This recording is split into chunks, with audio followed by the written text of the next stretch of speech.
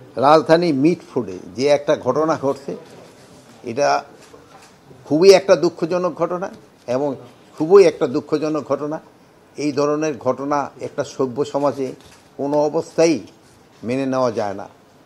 তো এইটার ব্যাপারে আমাদের সবচেয়ে বেশি আলোচনা হয়েছে। এই ব্যাপারে আমাদের যা একটা ডিসিশনের মধ্যে হয়েছে, রাজধানীতে মিটফোর্ডে যে চাঁদা না পেয়ে ব্যবসায়ীকে নারকীয় হত্যাকাণ্ডের ঘটনাসহ দেশব্যাপী সম্প্রতিকালে যেসব হত্যাকাণ্ড ঘটেছে, এসব হত্যাকাণ্ডে জড়িত সবাইকে আইনের আওতায় আনতে বর্তমান সরকার বদ্ধপরিকর।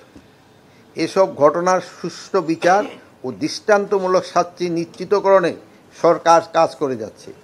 এই বিষয়ে আইনশৃঙ্খলা বাহিনী অত্যন্ত তৎপর ও ঘটনা ঘটার সঙ্গে সঙ্গে অ্যাকশনে যাচ্ছে এবং অপরাধীদের গ্রেপ্তার করছে।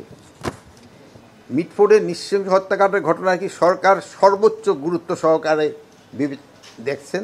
এই হত্যাকাণ্ডের দায়েরকৃত মামলায় প্রাথমিক তথ্য বিবরণীতে উল্লিখিত 19 জনের মধ্যে ইতিমধ্যেই 7 জনকে র্যাব, সেনাবাহিনী এবং পুলিশ গ্রেপ্তার করেছে। ঢাকার বাইরে গোয়েন্দা দল বিভিন্ন জায়গায় অভিযান চালিয়ে অবশিষ্ট আসামিদের গ্রেপ্তারে কাজ করে যাচ্ছে। বুধবার সন্ধ্যার ঘটনার পরেই ঘটনাস্থল থেকে পুলিশ কর্তৃক মঈন ও সেনাবাহিনী কর্তৃক তারেককে অস্ত্রসহ গ্রেপ্তার করা হয়েছে। গত শুক্রবার বিকালে আরও 2 জনকে গ্রেপ্তার করা হয়েছে। তাছাড়া শুক্রবার রাত্রেও 1 জনকে গ্রেপ্তার করা হয়েছে। গতকাল শনিবার রাতে এই ঘটনায় ডিবি আরও 2 জনকে গ্রেপ্তার করেছে। সব মিলে এই ঘটনায় এই পর্যন্ত 7 জনকে গ্রেপ্তার করা হয়েছে, যাদের মধ্যে 6 জনকে ভিডিও ফুটেজ শনাক্ত করা হয়েছে। তদন্তে আরও আসামি পাওয়া গেলে তাদেরও আইনের আওতায় আনা হবে। এই বিষয়ে ডিবি টিম সক্রিয়ভাবে কাজ করে যাচ্ছে।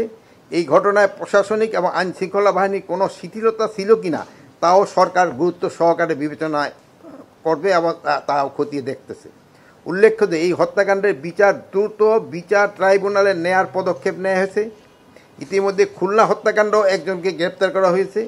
সরকার এই মর্মে বিশ্বাস করে অপরাধী যে দলেরই হোক না কেন, সে যে কোনো দলেরই হোক না কেন, কোনো রাজনৈতিক অথবা অন্য কোনো পরিচয়ে কাউকে ছাড় দেওয়া হচ্ছে না এবং ভবিষ্যতেও দেওয়া হবে না। কোনো অপরাধীকে পুলিশ প্রশ্রয় দিবে না। সামাজিক অস্থিরতা, অসহিষ্ণুতা, নৈতিক স্খলন প্রকৃতির কারণে সমাজে অপরাধ প্রবণতা দিন দিন বৃদ্ধি পাচ্ছে। দেশ ও সমাজ থেকে অপরাধ কমিয়ে আনার দায়িত্ব আইন শৃঙ্খলা বাহিনীর পাশাপাশি আমাদের সকলের। এক্ষেত্রে আইন শৃঙ্খলা বাহিনী, মিডিয়া, রাজনৈতিক দল, সামাজিক সংগঠন, অভিভাবক, ছাত্র, শিক্ষক, সাধারণ জনতা সহ সবাইকে দায়িত্বশীল ভূমিকা পালন করতে হবে। আর কেউ যেন আইন নিজের হাতে তুলে না দেয়, এই বিষয়ে সচেতন জরুরি। জননিরাপত্তা বিঘ্নকারী কোনো ঘটনা বা অপরাধ ঘটলে সেটা যেন দ্রুততম সময়ে আইন শৃঙ্খলা বাহিনীকে জানানো হয়। আইন শৃঙ্খলা বাহিনী সেই বিষয়ে যথাযথ ব্যবস্থা গ্রহণ করবে। খুন, চুরি, ডাকাতি, চাঁদাবাজি, ছিনতাই, সন্ত্রাস, অপহরণ, নারী নির্যাতন, মব সহিংসতা, মাদক চোরাচালান সহ সব ধরনের অপরাধমূলক কর্মকাণ্ডে বিরুদ্ধে আইন শৃঙ্খলা বাহিনী নিয়মিতভাবে অভিযান পরিচালনা করছে এবং করবে।